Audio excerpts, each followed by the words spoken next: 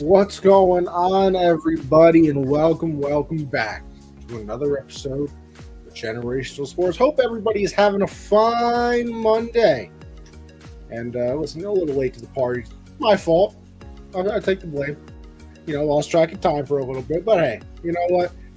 As they always say, it's better late than never. But we got a packed show. We got some UFC, got some football. Josh, I changed things up on you without you even knowing. I'm not going to lie to you. Oh, no. Oh, yeah. I know you sent in your mock draft, but I got a little Pro Football Focus 2023 NFL mock draft simulator that, you can offer trades and things like that. And I user selected us being the first 10 picks. And then the rest would be AI. All right, we can do a live then. So we can do a nice little live draft, what do we say? I like that. Well, guess what? That'll come later on in the show. Before we even start the show, I don't know how my guy's doing. How are you doing there, Josh? How are we feeling? I'm pretty good. It's a good weekend. Got to see some good fights. The best episode of the season so far, in my opinion, of The Last of Us last night was very good.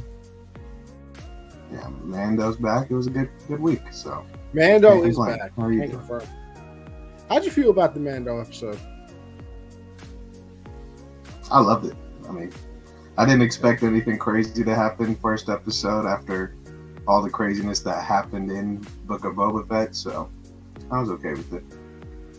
See, I feel like I pulled a you almost. Because, don't get me wrong, I didn't think the episode was bad. But a little disappointed, kind of like you with, Ant-Man and everything with Kang and all that. Because I was expecting something great. And then, I thought back on it and I was like, wait a minute, what am I talking about? It's the first episode. We gotta get into things over here. So I shouldn't have expected too much. But hey, at the end of the day, I still liked it. The beginning kind of messed me up. I thought it was him. When they're doing the thing with the kid. But then I thought it was him for a second. And then I was like, damn, but how old would this lady be that's been making the armor for all this time? I'm like, she got to be old. Unless Mando's like a calm 18 under the mask. But we saw him, and he certainly didn't look that way. So, but I thought it was him at first, and then he pulls up. Good episode, though. I liked it. I did like it after reflecting on it. But at first, I was watching it, and I was like, damn, that's it, huh? But yeah, I mean, I didn't go into it expecting too much. I enjoyed it. It was cool seeing, Grogu just slyly use the Force more, like having control over getting the candy and all that. That was pretty cool to see. Spinning the chair around. Mm-hmm. Funny guy. That funny. He's a funny guy. All right.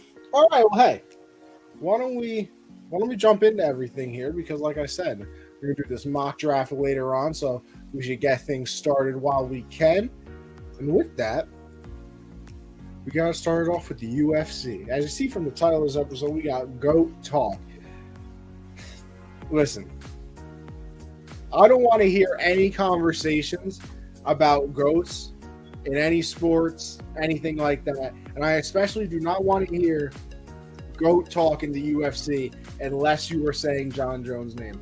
I don't want to hear anybody else's name. Listen, respect to GSP. Respect to Anderson Silva, respect to Mighty Mouse, which a lot of people leave out of the equation all the time. Go over to the women's side, Amanda. Obviously, what Ronda did to bring the sport for women to the level, of course. But I don't want to hear anybody's name mentioned alongside GOAT in the UFC unless you're talking about Jon. He ran through the light heavyweight division, never lost in the UFC. Technically, he had the one loss from illegal 12-6 elbows. Everybody knows that was a BS call. Shouldn't have been disqualified for that. He also has a no contest because the one fight against DC got overturned into a no contest because of the steroid situation. But Jon has literally dominated since he walked into the octagon. I mean, he was in the UFC 9 months after he first started training mixed martial arts. He's in the UFC, the Mecca, obviously. He runs through the light heavyweight division. He hasn't fought in 3 years. Is he even going to come back? Moves up to heavyweight, takes on Cyril Gane. Oh, this is going to be a very tough opponent for him. You know, other heavyweights don't move as well as him, this and that. And Jon Jones proves why he is just levels above everybody else. There's levels to this kid, and Jon Jones is above it on everybody else. Submits him in about 2 minutes, gets that guillotine in along the side of the cage. And he said it the whole week. He said he's got holes in it, that God has holes in his game. He doesn't think that it's going to be a very difficult fight. He thinks it's going to be easy.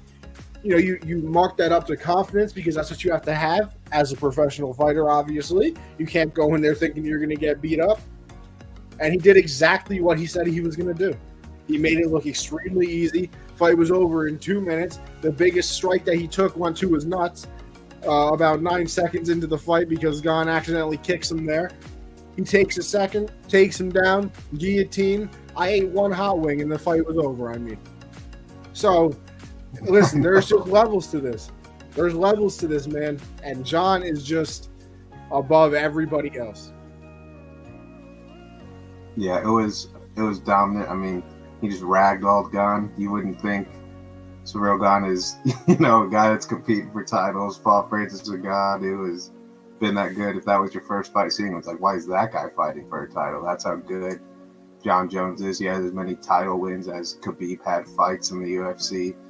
I mean, it's insane what he's been able to do, and comes back very dominant. It's just how many title fights the top guys he's fought for his whole career. If you want to use the outside issues as a way to not call him a GOAT, I guess you can, but in terms of just fighting, it's undisputed now. Like, there's just no question about it. Because, see if you get me here. I almost feel like before this, and I think this is wrong, but I think before this, he was in that Brady fourth Super Bowl era. Like when Brady was tied with Montana with 4, but people were still like, nah, I think Brady's a go. Like, oh, no, I think this person is. And then, to me, this is the 5th ring. This is the Super Bowl comeback, 3 years away. He moves up 40 pounds. It's not like, some of the other divisions are separated by what? 10, 15 pounds, something like that. Jon moves up 40 pounds, weighed heavier than Gane. He was heavier than him. He had to get fat to fight. He had to get fat to fight. Like, you don't see that happen. The abs were gone.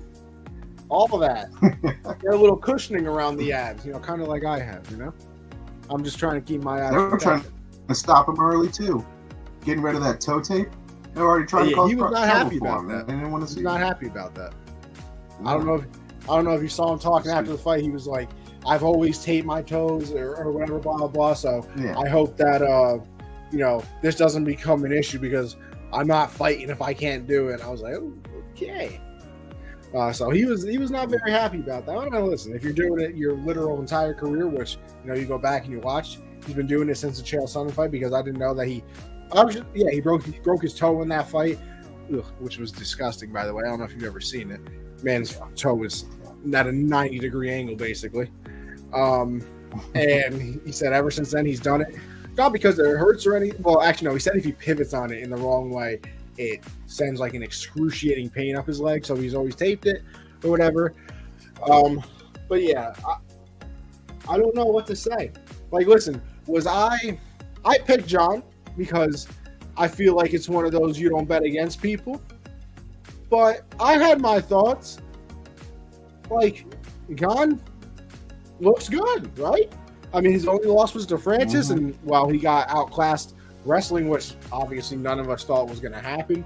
And, even in the back of my head, I was maybe thinking like, oh, I don't know if that'll happen again because he probably didn't think Nope, I mean, not only he did he not think it. I don't think anybody thought Francis was ever going to wrestle somebody to a victory. So maybe he was caught off guard by that. He has, this camp with Jon now. Jon, is very, very good, obviously. So he'll have to take everything into account. Maybe he won't, I don't want to say take it lightly because I almost feel like that's wrong. But maybe he'll work a little bit harder in those situations, 3 years off, the ring rust, and everything. Like people said after the fight, we don't even know if there was ring rust. The game, I'm sorry, I'm watching the Yankee spring training game, so I got game on my mind instead of fight. Which, by the way, Judge hit a nice 3-run home run. So beautiful to see. So beautiful. I mean, 62 Love the pitch clock, by the way. Right? Love the pitch clock, by the way. It's beautiful. Did you check out the spring training game? Did you check it out? I did. I didn't watch a full one, but I watched the first couple innings of. I don't even remember who it was. I just saw it on TV, but I watched the first couple innings and just going by so quickly. I was like, "This is what I needed." 20 seconds for an at bat. I need this. One of the Yankee relievers struck somebody out in 19 seconds. 19 seconds. Beautiful. Unbelievable. Just unbelievable. But yeah, John's just on a different level. This is Brady's. I think this is like like I said, this is Brady's 5th ring type of situation where it's like, all right, at 4, this is the where John was before, it was kind of like, okay, I'll still make an argument for this guy. And then he wins again, and it's just like, really? Like, you're going to still have those, 5, 6, people, whatever, that are like, oh, I don't know if John's the GOAT because there's like, look what GSP did, look what Mighty Mouse did, and Anderson Silva and all that, blah, blah. If he beats Stipe, which is obviously the next fight that they set up already, then you're in the Brady 7th ring conversation. He skips the 6th one. 6 really shut it down, and then 7 was closing the door and putting the nuclear blast doors on it. Can't argue that. I think Stipe might just decide to retire. He just might not fight. I wouldn't take that fight. I don't want to go in there. I'm real with you. Listen, these people are fighters, have the utmost confidence. They're absolute savages. A normal person they would kill 30 seconds. If I'm a fighter and I see Jon Jones as my next scheduled opponent, I'm good. Never been better. I don't know. Listen, by the way, the only guy is the guy that's not under contract anymore. That's the only guy that we're like, hey, could he? All right, and let's talk about some of the things after the fight too, right? So first of all, because I'll get to Francis next, but the thing after the fight that had me crying, he did like not the post fight like in the octagon, but when he was sitting down with John Hannick and one of the ESPN reporters or whatever, and he was like, "Listen, Stipe, you're a great American. I love what you do. You might have to take some time off from the fire department." I don't know why, but that had me weak. He was like, you should not. He was like, you should take time off because we've been training for you for a while. And that's what John said. He said, listen, I've been training for Stipe for a long time, So if that's true, I mean, my God. But I will say, Stipe definitely is the harder fight than Gane after watching it. I mean, Stipe's obviously a better wrestler, fantastic boxer. Like John said, he's been in those fights. He knows how to win them. Obviously, I mean, John called him the greatest heavyweight of all time. I don't think a lot of people argue with that. Until John decides he wants to be a heavyweight for like another 3 years and just hold the title hostage, and maybe he'll be the light heavyweight and heavyweight. But yeah, I'm very excited for that Steve affair. What do you think, just off the top of your head, about that and that? And then obviously, we got to talk about Francis a little bit. Yeah, I mean, that fight would be very interesting to see. I think Stipe, his last fight, what was his last fight? Was it in Ghana? Was that the Ghana, or did he fight somebody else? No, I think the last fight he had was no. Did Stipe retire DC? Oh no, he had a draw. They had a draw, right? Wasn't he in a draw? Well, I'm just trying to think. Was DC's last fight against Stipe, because that was the third one, and that was DC's last fight ever. Was that before or after Francis? It was after, because Stipe got the belt, then Francis knocked him out and got the belt. So I don't know if that was his last but fight. I thought that no, it had to be before then because it was for the title. DC was the champion, I think. No. Yeah, there was their trilogy. DC lost, retired. Stipe got the belt, and then Ngannou fought. No. Knocked out I Stipe. was saying No, see, I was saying it was the DC fight before or after, and you said after. Not, you know what I mean? Oh.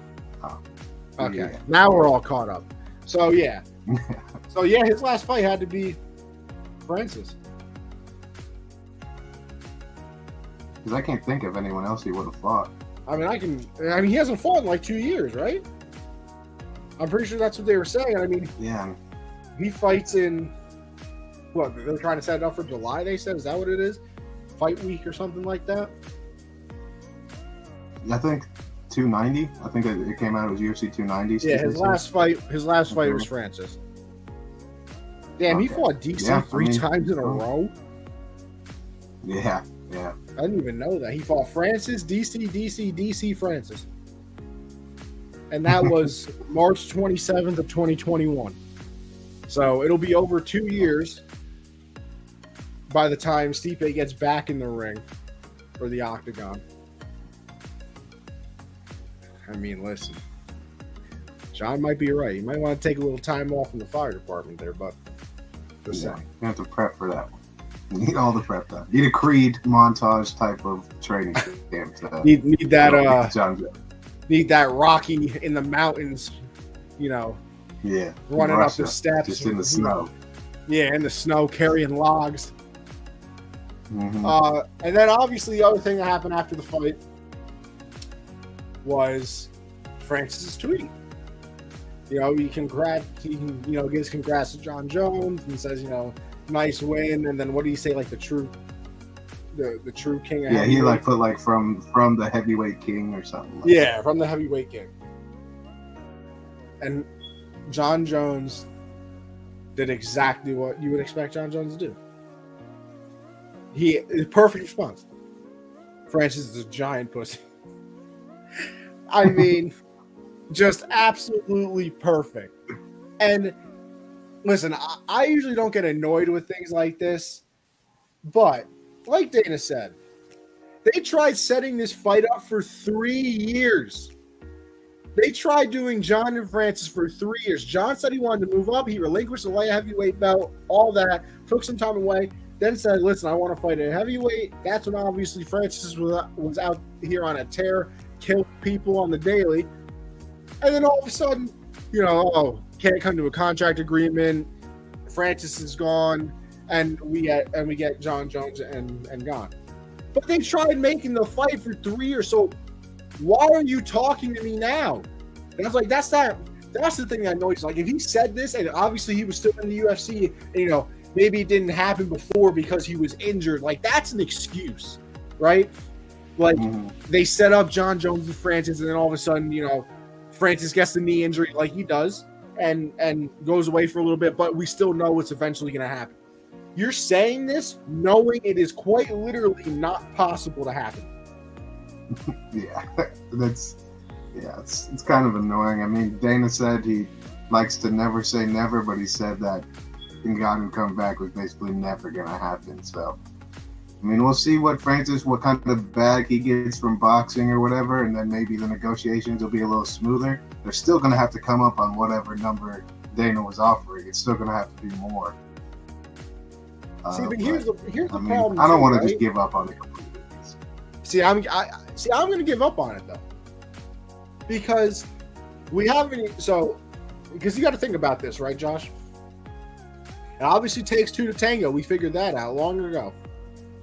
And if you think about it, Jon's fighting Stipe, we think that's sometime in June or July. Let's just roll around there, right? He does that fight. Francis wants to do this whole boxing thing. It hasn't even been talked about who he's going to fight. Obviously, like we mentioned before, there was that Tyson Fury thing. He wants, Mike Tyson to be the referee and, all these weird things like that, whatever. But that's not announced, so we don't even know if that's happening yet. You got to give at least, 2 months, you would think? More, probably, if we're being honest, to Francis for training and to get set up for the fight and everything, blah, blah, all that. So then you're going to need to give Jon time to recover. And then you're going to have to negotiate a contract between Jon and Francis.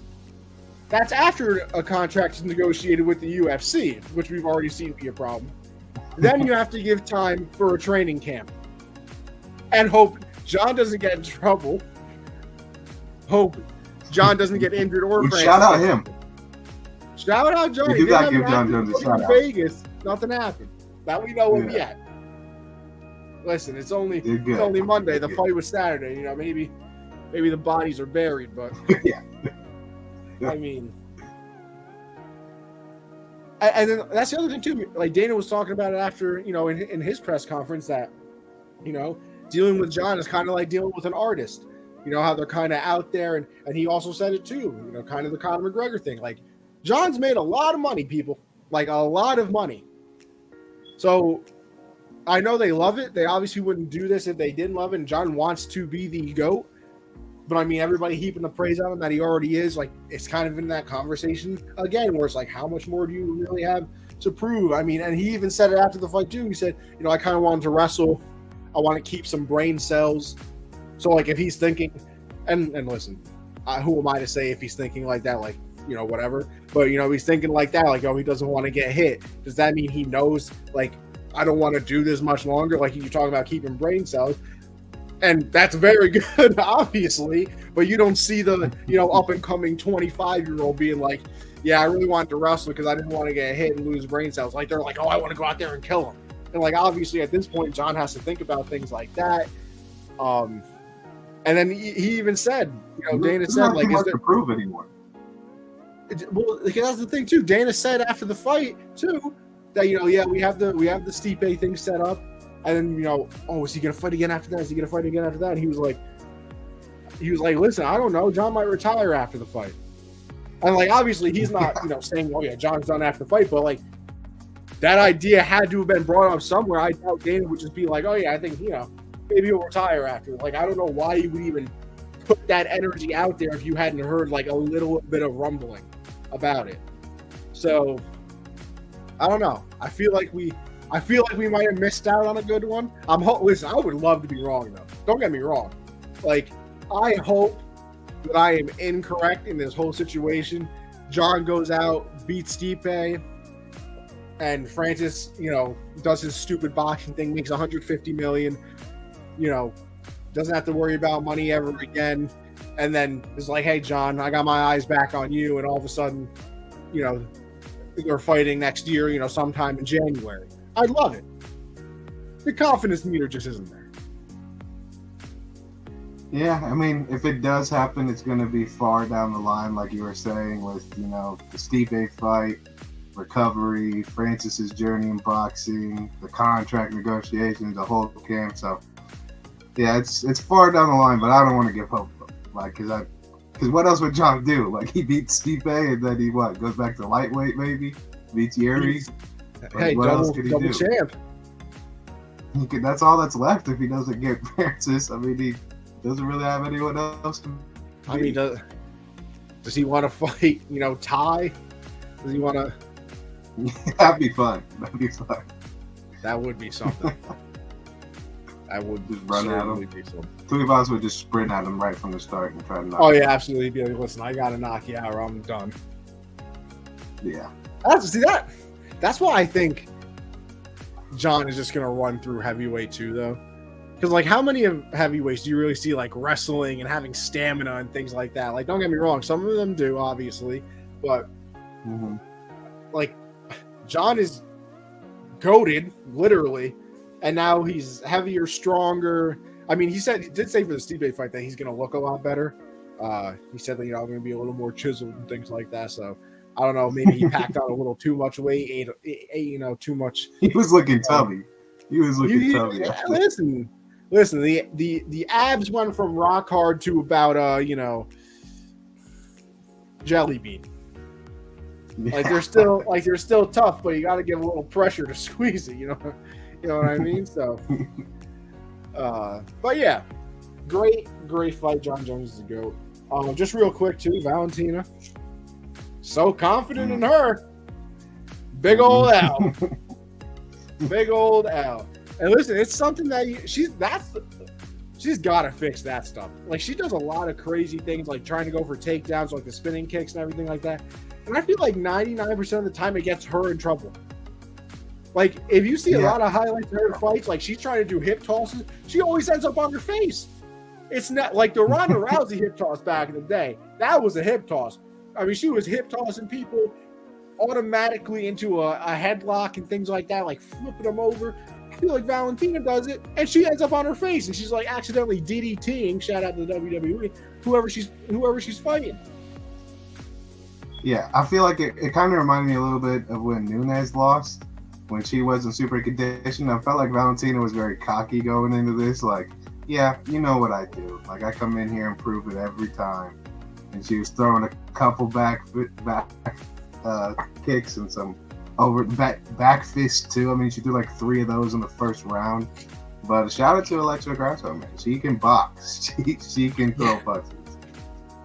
And I mean, what? I believe until Moreno beat Figgy, no Mexican champions ever in the UFC. There's 3 now. That's 3, right? 3. What? It's Moreno, her. Who's I don't know who the other one is. Yair. Oh, but he's the interim, right? Yeah. Champ. True. Still champ. We got 3. They got to go to Mexico now, right? You got to fight in Mexico. You got to fight in Mexico now, don't you? Yeah, they got to have Moreno. Have they ever done 3 title fights on a card? Probably at some point. I mean, we're what 2? Yo, you know how cool it would be? And listen, I'm living in a fantasy world because like obviously the schedules would probably never match up. But like, imagine if it did that. Like, UFC had like Night of Champions, like the WWE had, and like the entire main card was just title fights. Like, I don't care if that pay-per-view went on for 4 hours. See, no prelims or anything. That's fine. Just all the champs. That's fine. All the champs. Like once a year. Amazing. That's what, bro. It should be once a year, like sometime in the summer, right? And then all the champions, you know, their last fight, because they know that they have to fight at, you know, the Night of Champions, whatever. They should get like 4 months before. So like make their last fight, you know, somewhere around this time, and then bam. Have a Night of Champions. Yeah, we have to suffer though for a little bit. Like, there'd be some terrible fight nights and pay-per-views leading up to that. Listen, you know, Paulo Costa is the main event. Like, I don't know if I would live in that. Hey, you know, you give some of the up and comers the chance. Speaking of that, Bo Nickel, huh? Technically won because of a knee to the balls, though. Let's be real. Yeah. Knee to the balls in the clinch kind of led to the whole thing. But hey. He and Gary had a nice fight too. Who was the guy? Who was the one that missed weight? Somebody missed weight. I think Jeff Neal might have missed weight. Somebody missed weight by like 4 pounds, because I was watching the like I said, Dan's press conference, and he was like, listen, if you miss weight, you do not get a bonus, blah, blah, blah, all this. And he was like, this is the first time ever. I'm still giving the guy a bonus. He said that was one of the best fights I've ever seen. So I don't know who it was, but whoever missed weight, they still got paid. I think it was the fight before Valentina. I think Jeff Neal missed weight by like 4 pounds. I don't know how to pronounce the guy he fought, but that fight was very, very good. Still got paid. Still got paid. All right, let's move on. We got some NFL things to talk about, because it is the one sport that I just feel like truly never has an off season. We got some quarterback carousel news with Derek Carr signing with the Saints. Obviously, the Jets were in on him. Said that they had a wonderful interview with him. He went to Indianapolis to the Combine, which I did not watch any of the Combine. I have no idea what happened to the Combine. I refuse to care about the Combine. First year I watched a lot of it. What happened? Say that again? Josh, here we go, kid. Is he alive? Josh, you here, buddy? Oh, no. I hear you now. Okay. You all right over there, buddy? I don't know what's going on. I lagged for a little bit. You were frozen. I don't know what's going on with my internet. Yeah, you might be struggling over there, just a tad. But well, like I was saying, I don't know anything that happened at the combine. Don't really care. I used to watch it religiously. I used to be that much of a nerd. Not anymore. Like, listen, if I got to see more people running the 40, I don't know what lineman it was running the 40-yard dash, like tore an ACL or something. Why do we have a lineman run the 40-yard? Like, really? When are they ever going to be in a 40-yard dash situation? Like 3 times a year when there's a fumble or an interception or something like that? Like, really? We really got them running the 40-yard dash? We need to know how fast their, like, get off is. Why don't they have drills like that? Time to get off from snap to, blocking somebody. I don't even know their 40-yard dash time now. Listen, whatever. But back to what I was talking about before. Obviously, Josh having a little technical difficulty right here, but he'll be back. He'll be back. Oh, look, it's popping up right now on my screen. Josh, are we good? Am I back? I believe so. All right, good. Good. Okay, you hear me? We're all set.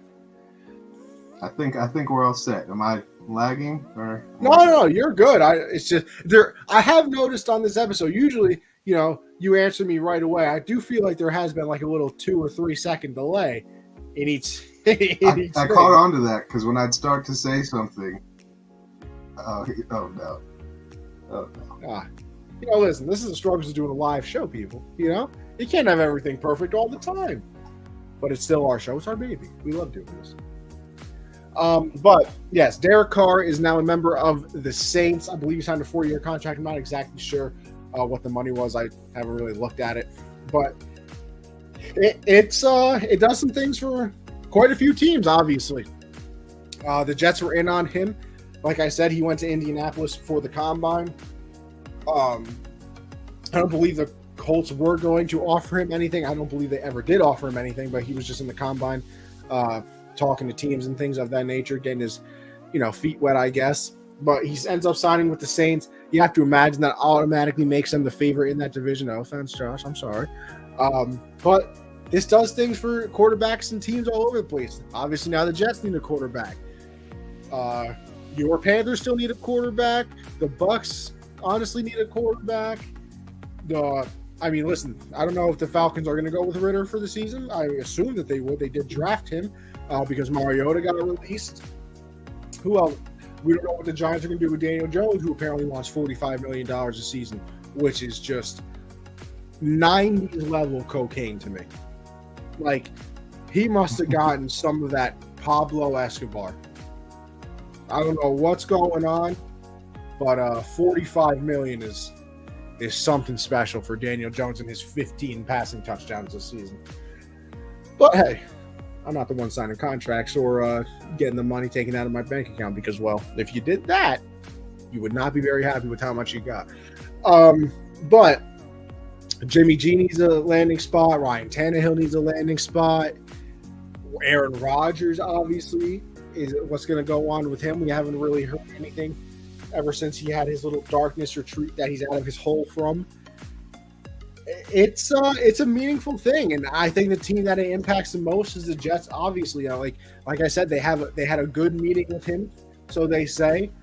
And if you don't get Rodgers now, man, is that fan base going to be disgusted.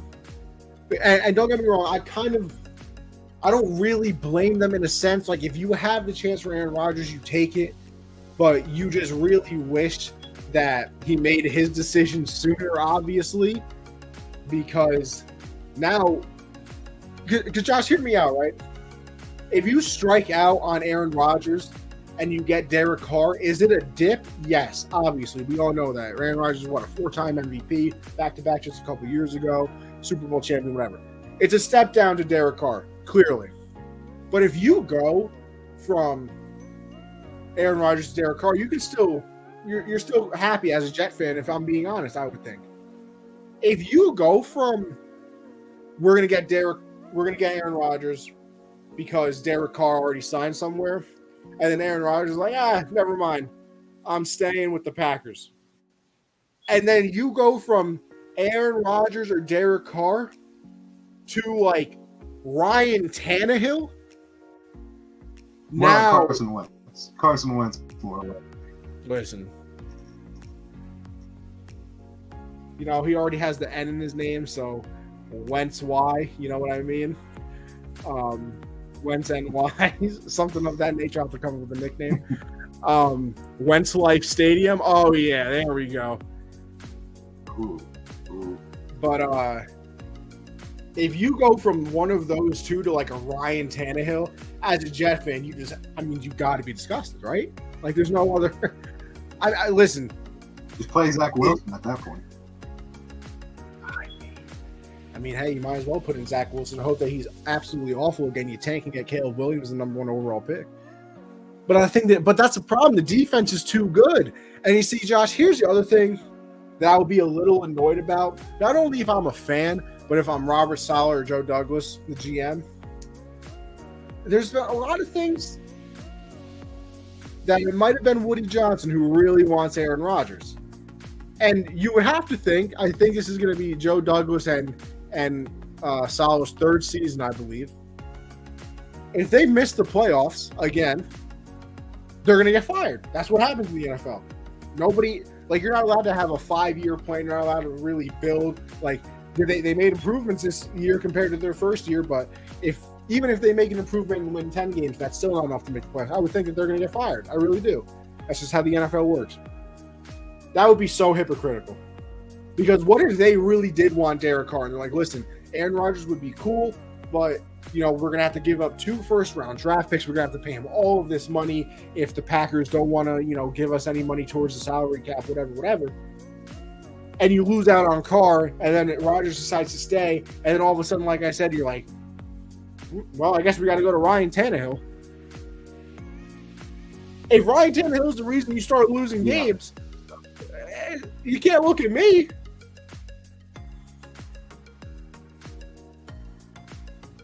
That's why I think, Derek Carr was kind of, the contract, he's getting $60 million this year. $60 million. And then he gets 10 in year 3 if he's still on the roster. And then there's like $30 million later. So, the Saints, yeah, they got a quarterback, the best in the division, but all the other quarterbacks in the division are young guys who have barely played. So, sure. But for the Jets, I don't think they've completely given up on Zach Wilson. I think it was a tough year for him. I think someone said in the organization that they're not done with him yet. Jimmy G's out there. Danny Dimes doesn't get with the Giants. Maybe he stays in New York, just in different colors. You know, Carson Wentz is out there. So, it's not like they need – I don't think they need a home run at quarterback this year. I think, get somebody in there that can not turn the ball over and can, sustain drives. And let's see what Breece Hall is. Let's see what Garrett Wilson is. There's just so many other things. That defense, you're right. That defense, they're not old, though, so it's not like we have to win now because our defense isn't getting any younger like Tampa was with Brady. Like, they needed a quarterback because that defense wasn't getting any younger. But I think, if a guy sucks this year, like you said, maybe Caleb Williams, maybe Drake May. There's the quarterbacks just keep getting better and better throughout the years in the draft. So, we'll see what they do. But the Derek Carr signing, I think it was a dumb move by New Orleans.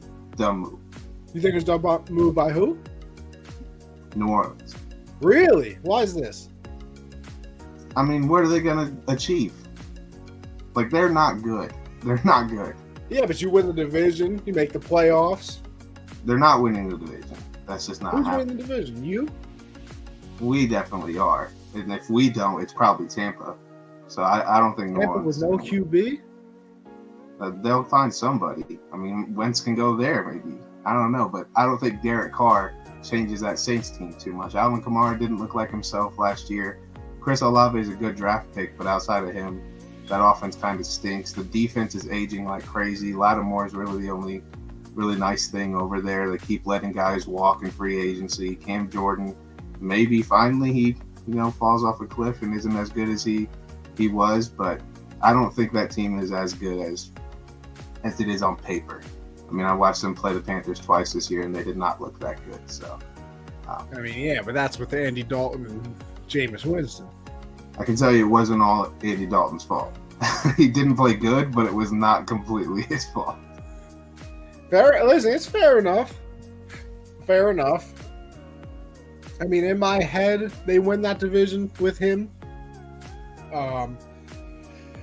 Obviously, it does matter very much what the rest of the division does. Obviously, Panthers draft a quarterback, and hey, listen, maybe Jimmy goes over to the Bucs, and you still got Godwin there and Evans. With that defense, maybe that turns into something. But I don't know.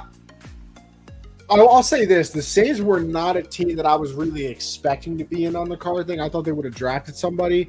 But then, right away, you kept hearing about the Saints and the Saints and the Saints, and obviously that's where he went.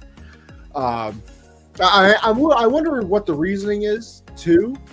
Just out of pure curiosity, not even 60 mil. I think 60 mil was probably. That's what he got guaranteed. It's 100 guaranteed, but he's getting 60 his first year. Is he really? I didn't look at the contract. And then it's vesting. It's vesting until year 3, and then he gets 10 mil in year 3. But if he gets injured in year 1 and they get rid of him, then I think it's all 100 he gets. So money's 60 mil for a guy that played like that last year. I wouldn't say it like that. I mean, he wasn't even a top 20 quarterback. Well, I mean, to be fair, Devontae, Hunter Renfrow, and Waller, I think played 2 games together. Even in those games, were they just a picture-perfect offense? Probably not. Josh Jacobs carried that team, but they went and got weapons for certainly, and they franchise tagged him, right? Yeah. Shout out to him. He's going to get a bag if he has another year like that. 2 big years in a row. Woo. But all right, we move on from the little Derek Carr situation to another one that's maybe a little surprising, maybe not with the way the team is going. And, I mentioned the name before, Ryan Tannehill, and you talk about the Titans. They're reportedly shopping around Derrick Henry, the king. Josh, I see you taking a drink there. Hey, what you know about this Circle water bottle? You ever heard of this? Is that the one you ordered that you were hyped about? I got a nice pink lemonade in right now. Is it nice? You like the bottle? It's pretty tasty. I'm not going to, pinky's How up. many fluid ounces is that bad boy? I believe this is a 32. Okay. Yeah, I believe it's a 30. I got all types of flavors all over. I've already had vanilla iced coffee. I've had, which was fantastic, by the way. Fantastic. I had blue raspberry. Fantastic. Watermelon lemonade. I was a little disappointed in, but the second day tasted better than the first, and I didn't change anything, so I don't know why that is. And I don't know if I've had maybe this is the 4th flavor, so I still got tropical punch left.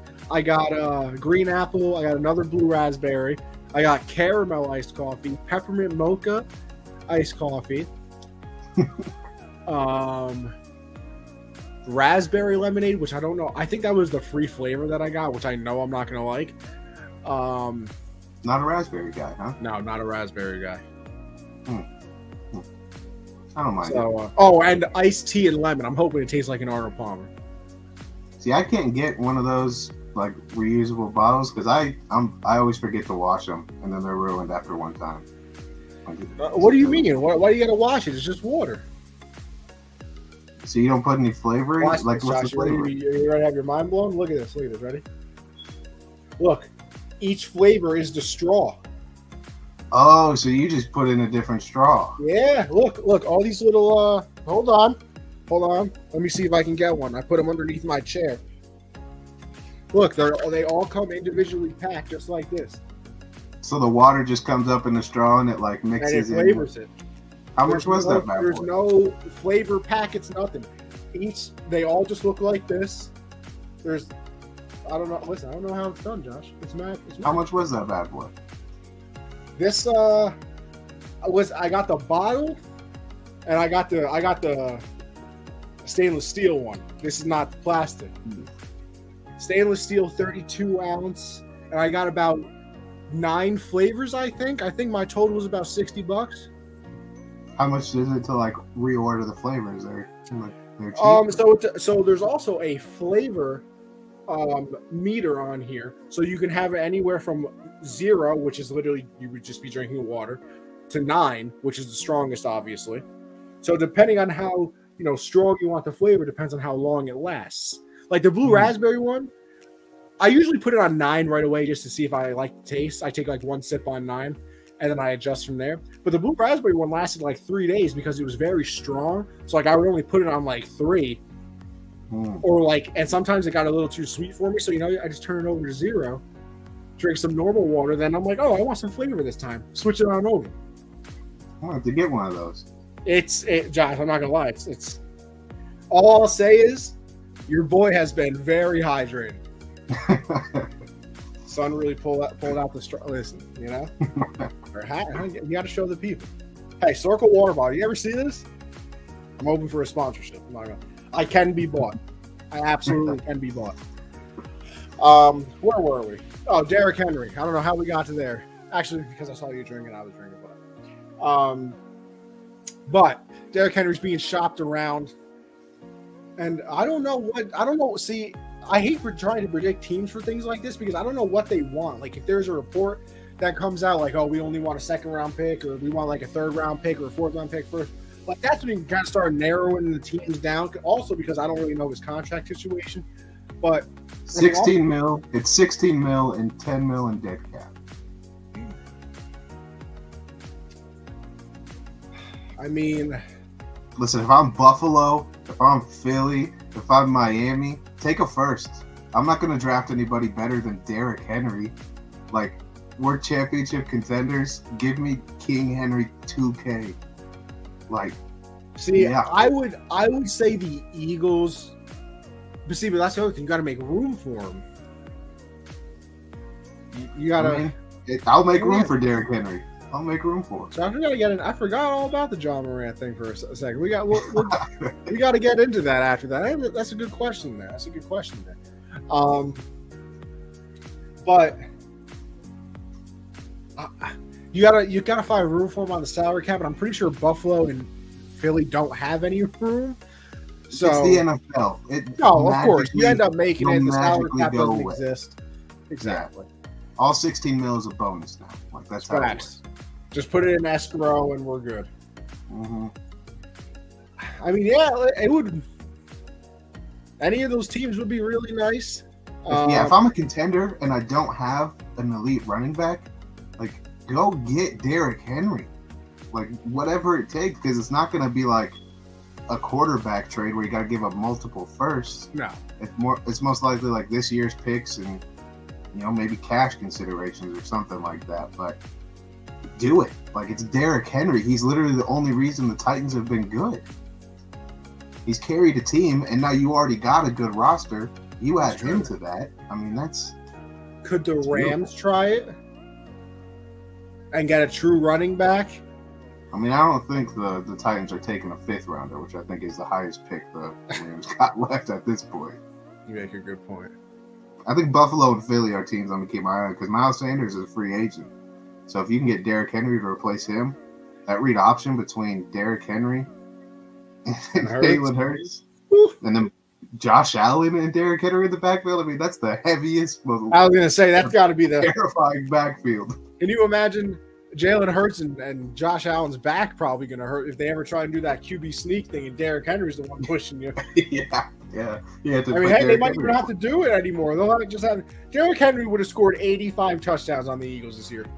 Oh, absolutely. Absolutely. I mean, Jalen, we know you can run, but look who's in the backfield. Yeah, look who's your running back. I know that, we can do this sort of whole scrum thing where we push it from behind, but I don't want your legs to get hurt. So, Derek, take a direct snap. Take a direct snap. Get over the pile. What are we really talking about here, okay?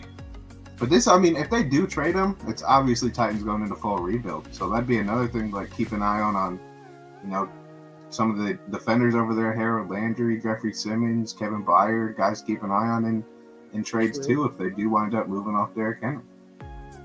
True. Yeah, I mean, listen, it's obviously a thing to keep a lookout for, and I don't know. It's one of those things where you kind of have to figure out what they want before you can really start predicting, because if it's something outrageous, then, well, you know, that obviously is going to narrow down the teams. But if they really do trade him, obviously somebody is going to want the king. With all that being said, hey, let's do our, actually, you know what, Josh, no. Let's do this little free agency thing. Where will they sign? And then we'll do the mock draft. You want to talk Ja first? Talk about Ja? Oh, yeah, let's talk about Ja real quick. Like you said, I got this comment here.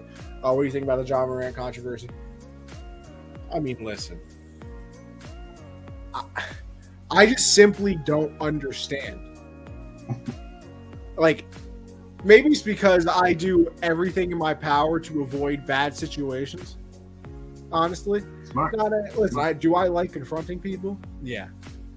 But I'm staying out of the the bad areas, and you're not catching me walking around with weapons, I'll say. But like, I just don't understand. You're worth all of that money. You have that, and that's the thing that annoys me too. He didn't grow up like poor and in a bad area and seeing crime. Like, this is literally, like, you ever watched 8 Mile? His name's Terrence. I mean, like, his parents had a real nice marriage. He went to, like, what are we talking about here? Why all of a sudden he wants to be, he just wants to be somebody he's not. I mean, I think Shannon Sharp said it a while ago. Like, he wants to be a hood so bad. And everybody else is fighting to get out of it. And now, his friends are, like, walked onto the court on the Pacers and were threatening the coaching staff, and they were apparently pointing like red lasers at the bus, which was apparently from a gun or something like that. He obviously, the whole thing with like the what was he, a 17-year-old kid? His mom called him and said something about the kid. He came over and punched him up, and then flashed a gun at him, and then he's at the nightclub with one. Like, I don't understand. Like, what are you doing? You become who you surround yourself with. I mean, he didn't grow up with it tough. Maybe his friends did, and he's grew up seeing how they live life, and now he's kind of taken on that persona. And that happens for so many people, though. I know people like that too, that grew up in a real nice neighborhood, real nice houses, and now they're tough. It's just who you surround yourself with, and sometimes you turn into those people.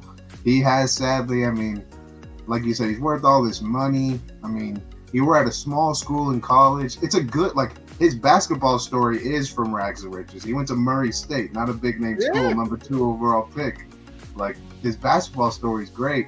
And now all this crap, acting tough, brought a gun on a team plane, which is going to get him so many more suspensions than the couple he's already getting right now. So, I mean, I don't know. I hope he switches up. He can't be doing this. He's too talented to do it. That's exactly what I was going to bring up too. Like, and you hate to kind of say it like this too, but like, if this was some lower level player, you'd be like, okay, he's just stupid. Get him off the team. Like, cool. Mm-hmm. Ja is unbelievably talented. Could literally be the face of the NBA. He could be the face of the league. Like, he is that good. He's got the hops. He's got a good style. His team is obviously playing well. They're the second seed in the West. He's marketable. That's one of the biggest things you can have as an athlete, is be marketable. Can't believe he wants to throw away this once in a lifetime opportunity, waste of potential. That's what it is. It's not even only a waste of potential, it's just a waste of talent. Because I don't even think it's potential anymore. We know what he is. He's unbelievable. He's there. Yeah, he's there. He's absolutely great, and you're just you're literally trying everything in your power to mess it up. Hopefully, at the suspension, hopefully something clicks in him where he's like, all right, maybe these people are right, rather than being like, you don't know anything about me, you don't know who I am. Like, because that's probably what's going through his head right now, is all these people think they know me. It's like, we've seen you, we see the pictures, we see everything. your dad's sitting courtside all the time, so obviously you guys had a good relationship, and it wasn't too rough. So I mean, I hope he just switches it because, like we said, all this marketability, the talent is there. Grizzlies got a good roster too. Just hope he turns it around and just hoop, bro. Just hoop. That's all you gotta do. Go hoop. I mean, he just lives a normal life. He sets up like 6 generations. Yeah, and the next deals, like 5 money. years, he can do that. Like it wouldn't take too long to do that. Yeah, I the mean, way the money is in the NBA. Money in the NBA, the shoe deals he can get, the commercials he could be on. Like, you're doing it for nothing. Like, you have no reason to be acting stupid. But hey, sometimes they. And listen, that's the real thing. You just hope it doesn't end in a bad way. Right. Yeah, you would hate to see it end in a way that he, can't play anymore, or something bad happens to him or somebody around him, obviously. But we'll go on from there. Back to the NFL. This free agency. Where will they sign? One of the names on here was Geno Smith. He just signed back with the Seahawks. I believe he got 3 years, about $106 million or something like that. I want to say. Congrats to Geno, man. Could you imagine thinking that like a year ago? No, Geno's going to get. I thought they were the worst team in the league. They made the playoffs. $106 million, and they have a top 10 pick. They made the playoffs after I'm convinced that they were going to be the worst team. Them and the Falcons, they were going to be terrible. Falcons lived up to expectations, right? But definitely not the Seahawks. I think I used to hate the Saints the most in my division, like because of Bounty Gate and all that, and there's been some tough losses against them. But that Falcons game where DJ caught the Hail Mary and we missed 2 game winners, I hate them the most now. Like I hate them. Oh, okay. Some growth in a bad way here. Yeah, I mean, because that's just gonna. I don't gamble a lot of money. Like when I put $20 on a game, it's a lot of money to gamble with. Of course. I think I put $80 on Panthers money line, and they were like it was close favorites too. So I would have won like close to 100, and that one was paid. That's what we call a tough life. So screw you, Atlanta. Hope you suck forever. Suffer forever. All right. How about we start it off with Jimmy G? I think he's going to be a starter. You know what? I think the Jets strike out on everybody and go for Jimmy. Interesting. I think I don't think he's going to go to the Jets. I think the Jets are going to. I think they're going to get Tannehill. I think that's most likely because I think it's a better solution. He's more mobile than Jimmy. He's not coming off an injury like Jimmy just had. Okay. I think Jimmy, and this is kind of gonna, the mock draft is gonna affect this a little bit. I think he might go to Indy. I think they might continue one more year of the quarterback vet carousel. Jesus. Or I think he goes to Las Vegas. And, you can't waste Devontae Adams with whoever, Jarrett Stidham. So let's at least get someone who knows how to throw the ball and has had success. So, but I think Indy is most likely. Okay. I can see it. Daniel Jones. Listen, I think he's staying with the Giants. I think they'll end up franchise tagging him. The $40 million is outrageous, so I think they're going to have to franchise him, and then they'll try and figure out a contract with Saquon. It would just make more sense to tag him and sign Saquon. They'll save money that way. So I'm going to go with him sticking around. I agree. I don't think this Derek Carr contract really helps the Giants, though. No. It's chalked up to about $35 million a year for Derek Carr. Actually, no. I think it does help because Daniel Jones wants 45. Derek Carr had a down year. Daniel Jones had a career year. And Derek his Carr career year was worse than Derek Carr's down year. But he can use the leverage like, hey, I got us to the playoffs because it's a quarterback. Quarterbacks get wins and losses on their stats. They're the only players that get that. So it doesn't matter what my numbers were. If it's a win or loss, I get the stats for that. So he's got more leverage now, but I agree. I think it'll be a franchise tag. I think they'll come to terms on that for this year. Pay Saquon, but I do think he'll wind up staying. Okay. Let's see. Carson Wentz. This just feels like a Titans situation. Feels like a Cardinal situation to me. No Kyler this season. Might as well get him in there and throw him out there. He's good at tanking. He's pretty good at that. Yeah, but Kyler. But he also has a name that when you sign him, you don't think a team's taking. Yeah, but Kyler will be there. He tore it like what? Week like 16? No. Yeah, it was very late in the season. He tore it in the Patriot game. It was very late in the season. It was because Colt McCoy only started 2 games and David Blau started 1, and I think that was it. So like what, week 15, 14? Yeah, but and it was a bad tear.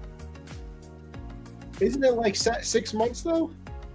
Well, it varies player to player, and I don't think they're going to rush Kyler back. Well, no, because he's all. I don't know. I feel like he'll be back.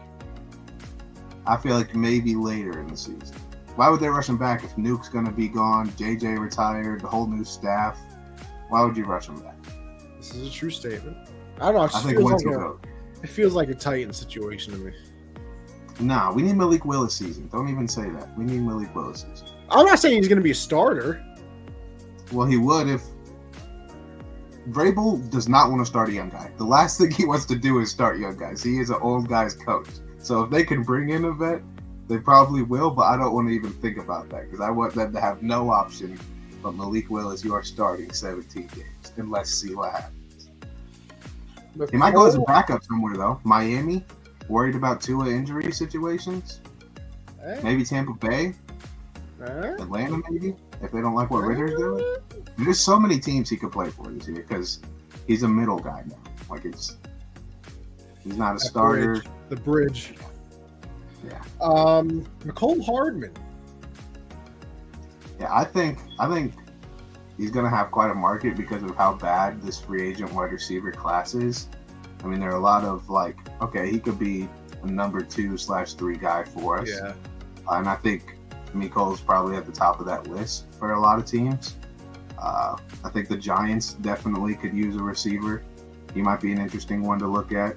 Dallas could, but I don't know how much Hardman's going to want to ask for, but the market's going to be good for him.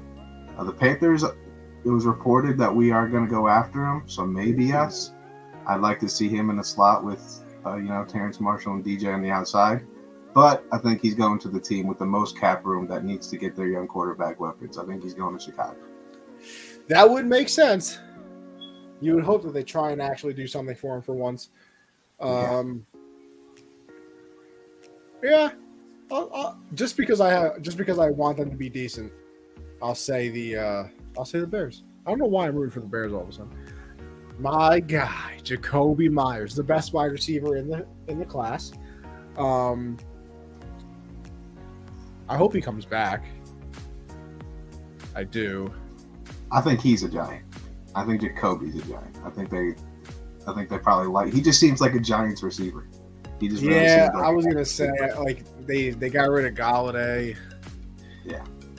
Yeah. They need something out there. I think he's a Giant. It'll hurt the heart.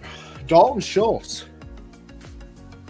I think the Giants are also in play here. I think they want to get weapons after seeing, not having too many options out there last season. They had Cody Bellinger. He wasn't bad. He wasn't bad, but Schultz is a big upgrade from that. But I really want him to go to Detroit. I think Detroit, they traded away Hawkinson. They got a good couple young receivers in Amon-Ra and Jameson Williams. Get Goff a reliable tight end because you just traded away his reliable tight end. So go get another one who's probably going to be cheaper than Hawkinson was. I would look for one of the teams that draft a quarterback because they always say a young quarterback's best friend is the tight end. So this tight end draft class though is so deep, like the deepest it's ever been. Okay. Like there could be 6 tight ends taken by the time the 3rd round comes. Wow, that's how good they are. Okay, interesting. Speaking of tight ends, we got another one, Mike Gesicki. He's a Panther. Lock it up. Lock it up. Carolina. Lock it up. Lock it in. I'll lock it in then.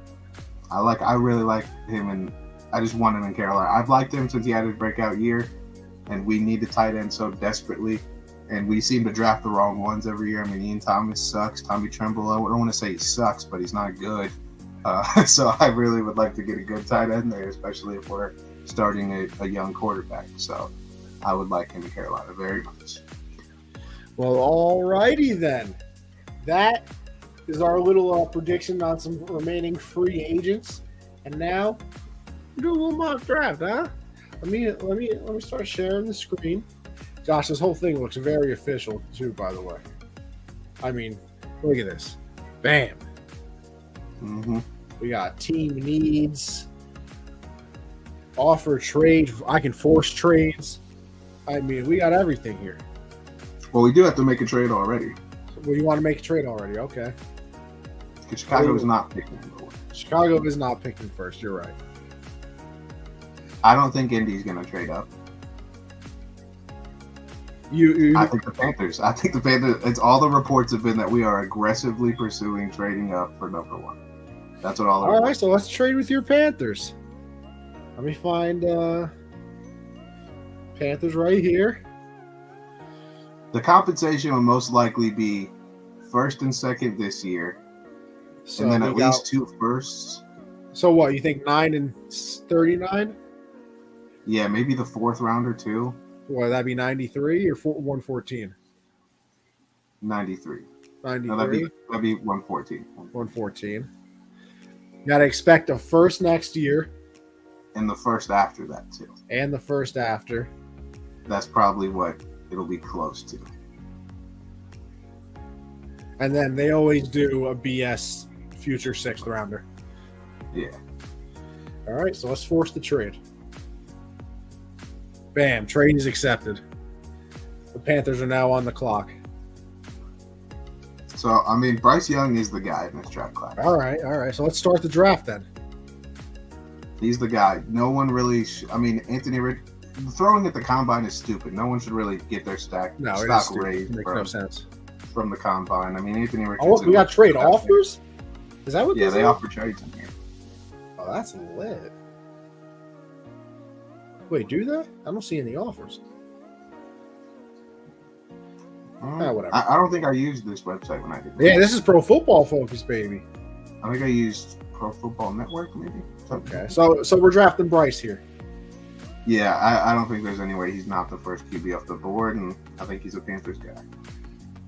Okay. 2, I think it's Stroud. I think they're going to go after a quarterback.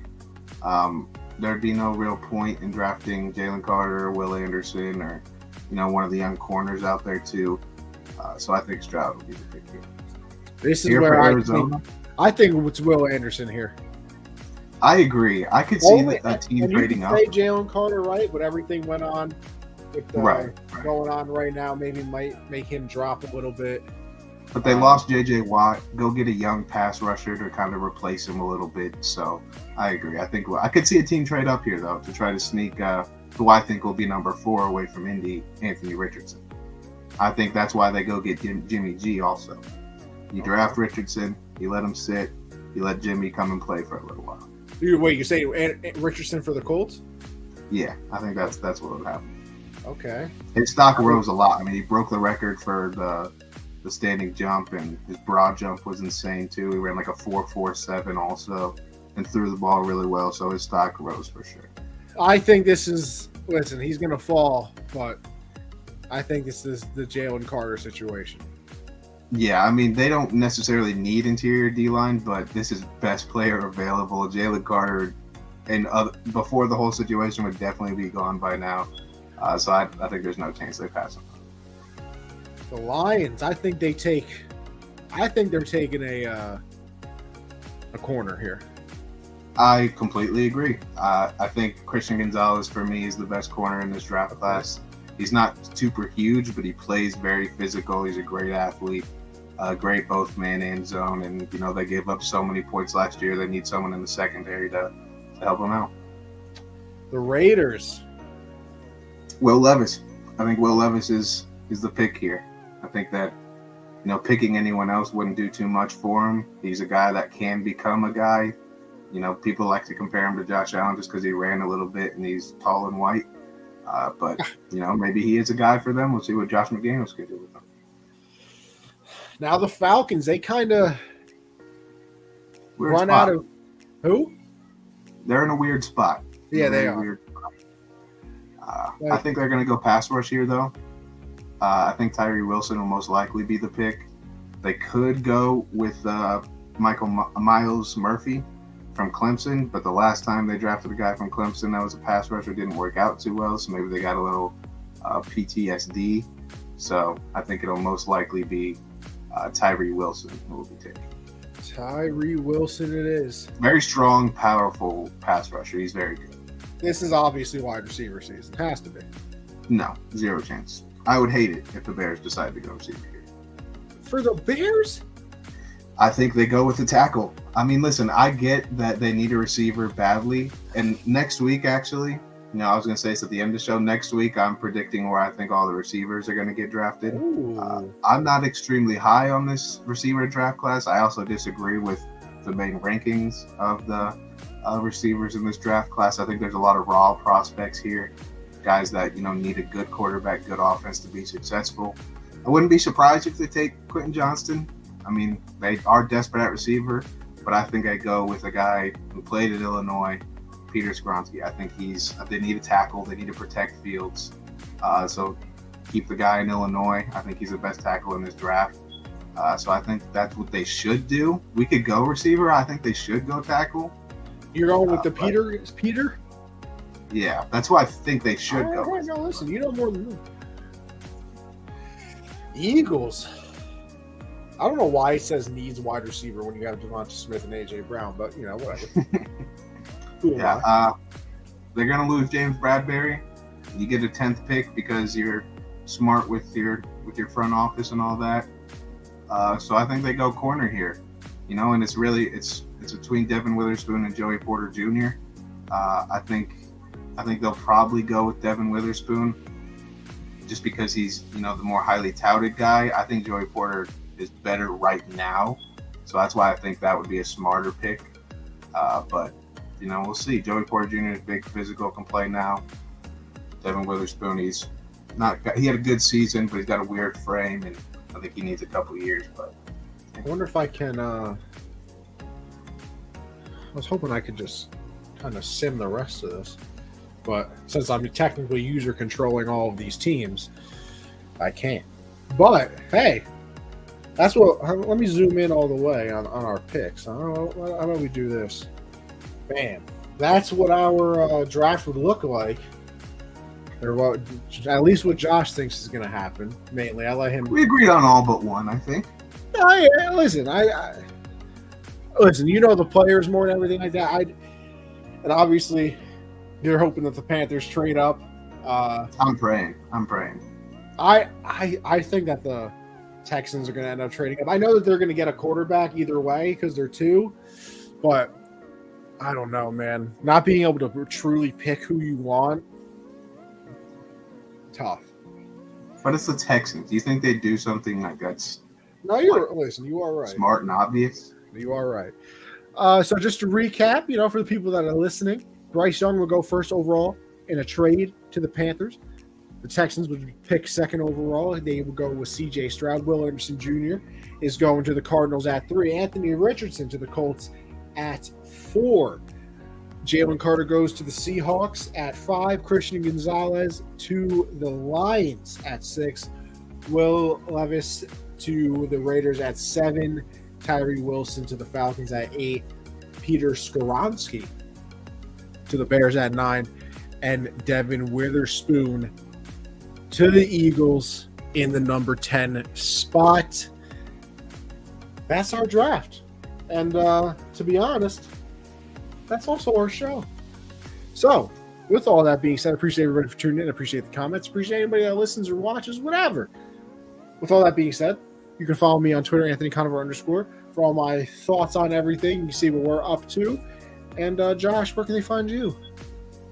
I forgot to do this at the top of the show, but wanted to give a shout out to my alma mater high school, the girls basketball team. just went to state. They lost in the state final, but they had a historical season, 36-1 on the year. Damn. Our best player scored 45 in the semifinals, highest scoring female game ever. She was a finalist for Gatorade National Player of the Year in Illinois, and she's only a junior.